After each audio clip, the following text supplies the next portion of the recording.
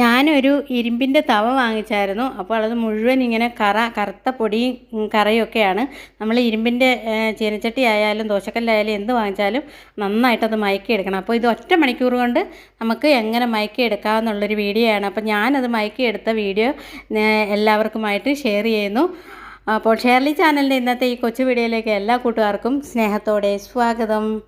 ആദ്യം ഞാനിത് നന്നായിട്ട് തേച്ച് കഴിയും പാത്രം. അതിൻ്റെ ശേഷം അതിലേക്ക് കുറച്ച് കാടിവെള്ളം, ആടിവെള്ളമോ കഞ്ഞിവെള്ളമോ അരി കഴിവെള്ളമോ എന്തായാലും വേണ്ടിയില്ല ഒഴിച്ചു കൊടുത്ത് നിറച്ചൊഴിച്ച് കൊടുത്തിട്ട് ഒരു 10 മിനിറ്റ് തിളപ്പിച്ചതിൻ്റെ ശേഷം അത് ഊറ്റിക്കളഞ്ഞിട്ട് അത് ഒരു 10 മിനിറ്റ് അവിടെ തിളപ്പിച്ച് മാറ്റി വെച്ചിരുന്നു.